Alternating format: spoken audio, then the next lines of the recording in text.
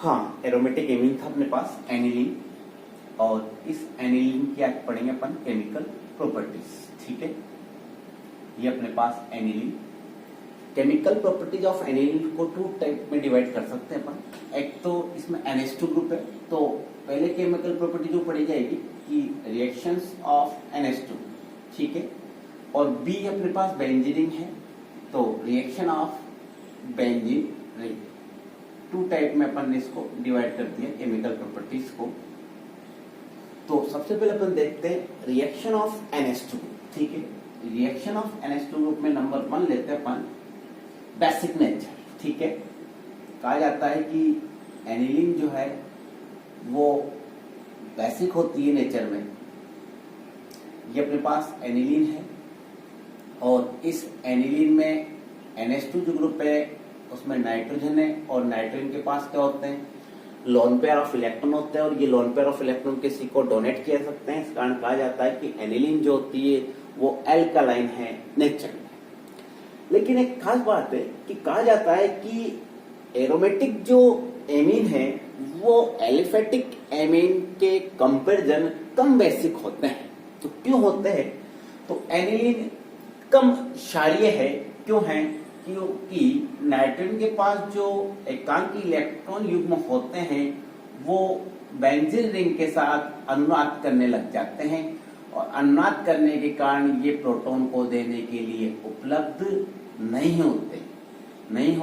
इस कारण कहा जाता है कि एनिलीन जो है वो कम क्षारीय होती है एलिफेटिक एमीन की तुलना में। ठीक है, देख रहे हैं अपन यहाँ पे नाइट्रोजन के पास लोन पेयर ऑफ इलेक्ट्रॉन है जो कि बेंजीन रिंग में क्या हो गए, दान कर दिए गए। उसके साथ अनुनाद कर रहे हैं, अनुनाद करने के कारण नाइट्रोजन पर पॉजिटिव चार्ज डेवलप हो गया, यानी कि इलेक्ट्रॉन इसके पास उपलब्ध नहीं है। इस कारण इसकी क्षारीय जो प्रकृति है क्या हो जाती है, कम हो जाती है। बात करें अपन इसके अगली रेडियो स्ट्रक्चर 20 की देख सकते हैं अपन। ये नेगेटिव चार्ज यहां डेवलप हो गए, डबल बॉन्ड NH2 प्लस। आगे फिर रेडियो स्ट्रक्चर बना सकते हैं इसके अपन। तो इस तरह से अपन कह सकते हैं कि जो नाइट्रोजन है उस नाइट्रोजन के पास जो लोन पेयर है वो बेंजीन वाले के साथ अनुनाद कर रहे हैं। इस कारण वो प्रोटॉन को देने के लिए कम उपलब्ध होते हैं, इस कारण ये कम क्षारीय है। क्षारीय की बात करें तो कहा जाता है कि एनिलीन है, क्षारीय प्रकृति की है, तो ये किसी एसिड से रिएक्शन करके इसको साल्ट बनाना चाहिए, और ये बनाती भी है। जैसे एनिलीन है, एनिलीन की रिएक्शन अपन कराते हैं HCl से, तो अपने पास सॉल्ट बन जाएगा NH3 plus Cl minus, anilinium chloride अपने पास क्या हो जाता है, बन जाता है। बात करें H2SO4, वो भी एसिड है, उससे भी इसको रिएक्शन करना चाहिए, तो बिल्कुल रिएक्शन हो सकती है। कोई भी अपने पास H2SO4 है, ये एसिड है, और एनिलीन क्या है, बेसिक है, रिएक्शन हो सकती है। यहाँ 2 H है, 2 मॉलिक्यूल्स आप इसका ले लें, C6H5NH3 प्लस का whole twice SO4 -2, anilinium sulphate अपने पास बन जाता है। तो एनिलीन एसिड से रिएक्शन करके सॉल्ट बनाती है, इसका मतलब एनिलीन की जो नेचर है वो क्या है, क्षारीय है। तो ये अपने पास रिएक्शन थी जो इसकी क्षारीय प्रकृति को प्रदर्शित करती है। नेक्स्ट अपन बात करते हैं दूसरी रिएक्शन की, और वो है अपने पास एल्काइलेशन। ठीक है, एल्किलीकरण कैसे होता है वो देखते हैं। एल्काइलेशन में किसी RH से रिएक्शन कराएं एनिलीन की। एनिलीन है अपने पास C6H5NH2। कहा जाता है कि RH से रिएक्शन कर सकता है, HX साइड प्रोडक्ट बाहर निकल जाएगा, C6H5NHR, एन एल्काइल एनिलीन बनती है अपने पास। कहा जाता है कि जब तक नाइट्रोजन के पास हाइड्रोजन है प्रतिस्थापन होता जाता है, फिर HX साइड प्रोडक्ट के रूप में बाहर निकल जाएगा, और अपने पास बन जाएगा NN डाइएल्काइल एनिलीन। ठीक है, NN डाइएल्काइल एनिलीन अपने पास बन जाता है।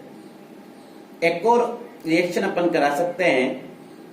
आगे नाइट्रोजन के पास लोन पेयर है, वहां पे भी RX रिएक्शन कर सकता है। C6H5 ये N R R और ये R, ठीक है। देखिए इस पर पॉजिटिव चार्ज और X पर नेगेटिव चार्ज। ये अपने पास बन जाता है चतुष्क अमोनियम लवण, ठीक है। ये एक चतुष्क अमोनियम लवण का फार्मूला है। तो एल्काइलेशन होता है, हाइड्रोजन प्रतिस्थापित होती जाती है और लास्ट में अपने पास बनता है चतुष्क अमोनियम लवण। नेक्स्ट रिएक्शन की बात करें अपन, तो नेक्स्ट रिएक्शन अपन ले सकते हैं एसाइलेशन, ठीक है। एल्काइलेशन की तरह ही है अपने पास, पहले एल्काइल ग्रुप एंटर हो रहा था लेकिन, और अब जो होगा वो कौन सा ग्रुप एंटर होगा, एसाइल ग्रुप। तो एसाइल ग्रुप एंटर होता है, इसको अपन क्या कहते हैं, एसाइलेशन। अपन को पता है कि एसाइलेशन जो करवाते हैं अपन वो किससे कराते हैं, एसिटल क्लोराइड से, एसिटिक एनहाइड्राइड से। तो ये एसिटल क्लोराइड लेते हैं अपन, ये अपने पास एनिलीन है। एनिलीन की रिएक्शन कराएं, Cl साइड प्रोडक्ट के रूप में बाहर हो जाएगा अपने पास C6H5NHCOCH3। तो ये अपने पास बन जाता है एन एसाइल एनिलीन, ठीक है। और कंपाउंड की बात करें तो इसको अपन कहते हैं एसिड एनिलाइड। क्या कहा जाता है इसको, एसिड एनिलाइड कहा जाता है इसको। नेक्स्ट एक और रिएक्शन है इसमें एसाइलेशन में, और वो रिएक्शन होती है बेंजोइल क्लोराइड से, C6H5COCl। बड़ा इंपॉर्टेंट अभी करना क्या, बेंजोइल क्लोराइड, उससे भी रिएक्शन हो सकती है एनिलीन की। ये एनिलीन अपने पास रिएक्शन कैसे होगा, वही साइड प्रोडक्ट HCl बाहर, बेंजोइल ग्रुप इसमें एंटर होगा C6H5NHCOC6H पर। ये एसिड एनिलाइड था, ये बेंजीन एनिलाइड बन जाएगा अपने पास। इस रिएक्शन की खास बात है कि इसी रिएक्शन को अपन शार्टन बोमान रिएक्शन भी कहते हैं। जब एनिलीन की रिएक्शन बेंजोइल क्लोराइड से कराते हैं तो बेंजीन एनिलाइड बनता है, और ये रिएक्शन कराती है शार्टन बोमान रिएक्शन। नेक्स्ट अपन बात करें तो एक बड़ी इंपॉर्टेंट रिएक्शन है बेंजीन सल्फोनिल क्लोराइड से। इसी तरह होगी रिएक्शन वो भी। Number 4 benzene sulphonyl chloride, formula आपके पास C6H5SO2Cl, और इसी को कहता है हिंसबर्ग रिएजेंट भी इसको अपन कहते हैं, ठीक है। हिंसबर्ग रिएजेंट बड़ा इंपॉर्टेंट रिएजेंट है। Benzyl sulphonyl chloride Hinsberg reagent माना जाता है। तो हिंसबर्ग रिएजेंट बड़ी इंपॉर्टेंट रिएक्शन मानी जाती है, जो कि एरोमेटिक एमीन को पहचानने के काम में आती है। अपने पास रिएक्शन कैसे होते हैं उसकी बात करें, अपने पास एनिलीन है C6H5NH2, इसके अपन रिएक्शन कराते हैं बेंजीन सल्फोनिल क्लोराइड से। HCl साइड प्रोडक्ट बाहर निकल जाता है अपने पास, और ये C6H5NHSO2C6H5। तो ये हो गया अपने पास बेंजीन सल्फोनेमाइड, और इस पर लगा हुआ है फेनिल ग्रुप, तो इसको अपन कह सकते हैं एनफिनाइल बेंजीन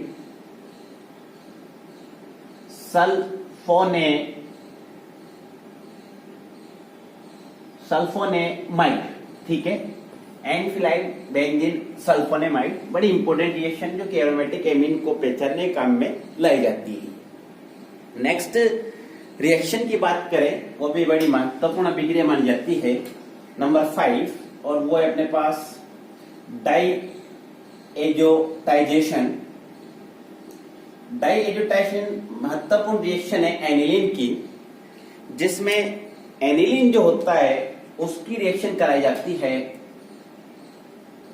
बेंजीन डाईएजोटाइजेशन में रिएक्शन जो कराई जाती है वो कराई जाती है सोडियम नाइट्राइट प्लस HCl से। और 0 डिग्री सेल्सियस पर टेम्परेचर जो है बड़ा डाउन होता है। इस रिएक्शन में ज्यादा नहीं होना चाहिए, बड़ी इंपॉर्टेंट रिएक्शन है।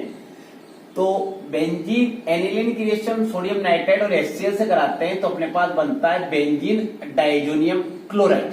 ठीक है, बेंजीन डाइजोनियम क्लोराइड बनता है और ये रिएक्शन कहलाती है डाइएजोटाइजेशन। कहा जाता है कि ये रिएक्शन भी एरोमेटिक एमीन और एलिफेटिक अम्लों में डिफरेंशिएट करने के काम में जाती है। एलिफेटिक जो एमीन होते हैं वो लवण नहीं बना पाते हैं, जबकि एरोमेटिक जो एमीन होते हैं वो स्टेबल होते हैं और बना सकते हैं डाइजोनियम सॉल्ट। ठीक है, रिएक्शन कैसे होती है उसकी बात करें तो जैसे HCl है और सोडियम नाइट्राइड या यूं कहीं नाइट्रस एसिड होता है अपने पास, वो नाइट्रस एसिड रिएक्शन करता है। जैसे सोडियम नाइट्राइड अपने पास, ये सोडियम जो नाइट्राइड है ये रिएक्शन करता है HCl से और ये डेवलप कर देता है नाइट्रस एसिड। इसको डेवलप कर देता है, ये नाइट्रस एसिड को डेवलप कर देता है। ये जो एनिलीन होता है उसको अम्लीय माध्यम में सोडियम नाइट्राइड से रिएक्शन का मतलब है कि एनिलीन जो होता है उसका पहले रिएक्शन होगा HCl से। HCl से जैसे रिएक्शन होगा सॉल्ट बन जाएगा अपने पास, लिख सकते हैं अपन C6H5NH2.HCl।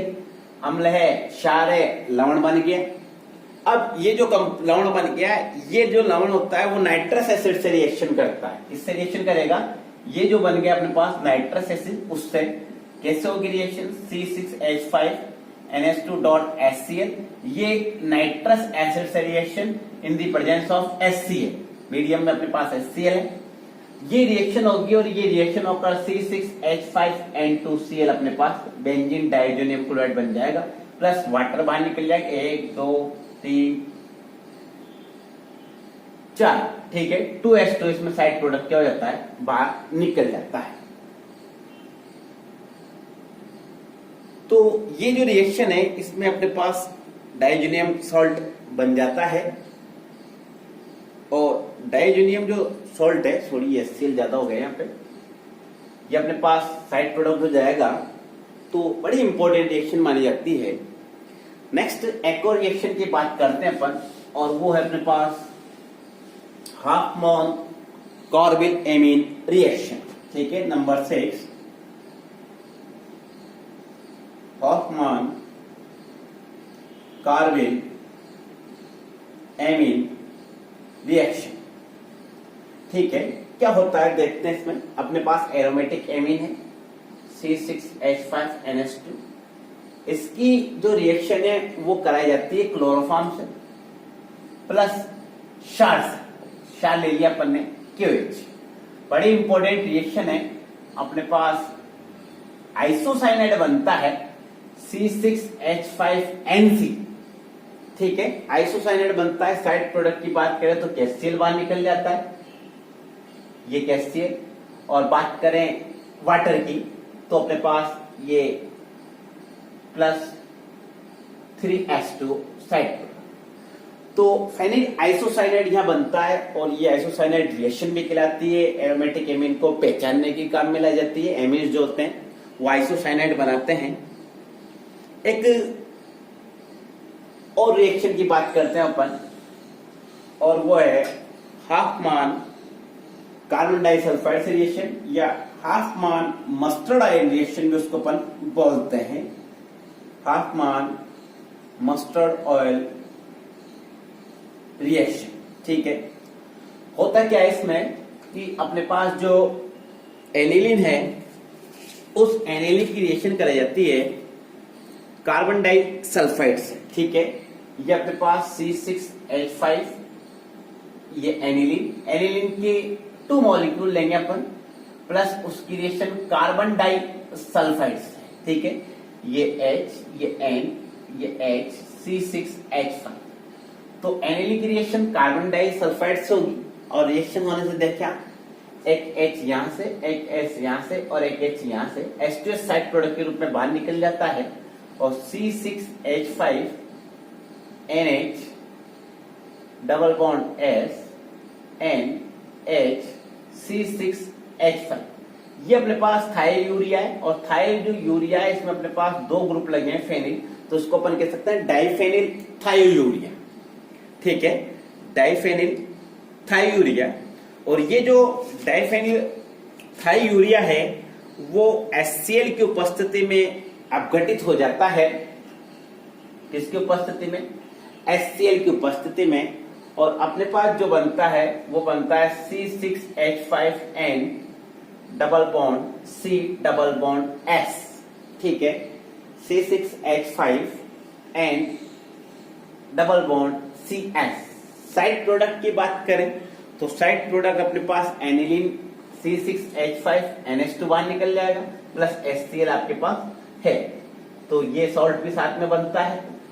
ये है अपने पास, यह तो बना अपने पास डाइफेनिल थायोयूरिया। और डाइफेनिल थायोयूरिया जो था वो HCl की प्रेजेंस में अपघटित हो गया और अपघटित होकर फेनिल आइसोथायोसाइनेट।